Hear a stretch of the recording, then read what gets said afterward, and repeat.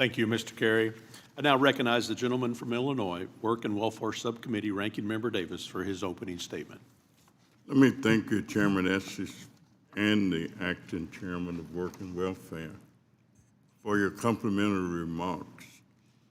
I thank you, Mr. Chairman, and our witnesses for this discussion on how to better serve Americans with disabilities, including adults and children with severe disabilities who rely on Supplemental Security Income, or SSI.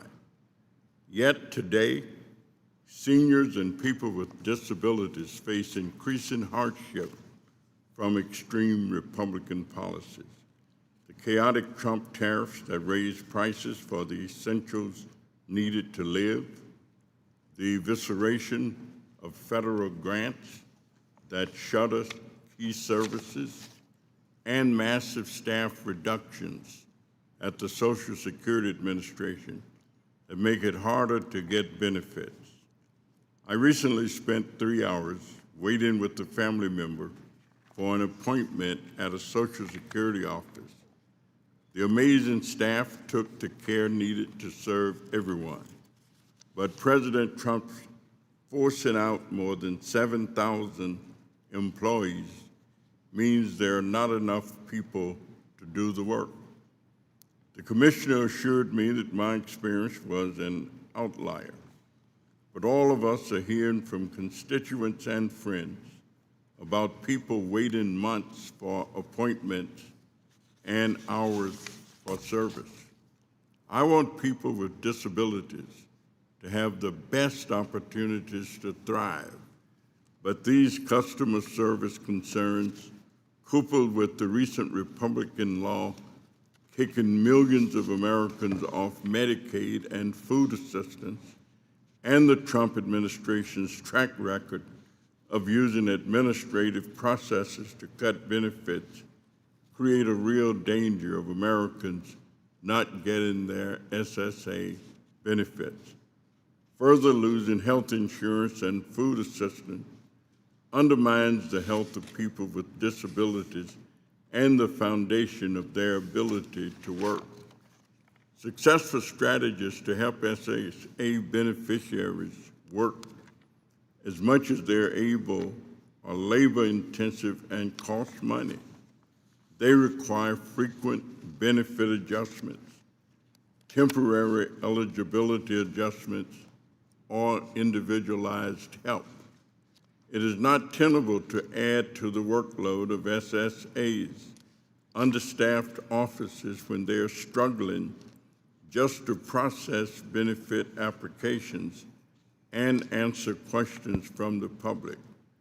One way to reduce work for SSA staff and help working beneficiaries is to increase the antiquated asset limit that cuts off SSI benefits anytime recipients have more than $2,000 in their bank accounts. That limit was set over 40 years ago. It discourages work and is a major driver of errors in SSI benefit payments. Together with my Republican colleague, Mr. Fitzpatrick, I lead the widely supported SSI Savings Penalty Elimination Act to increase the asset limit.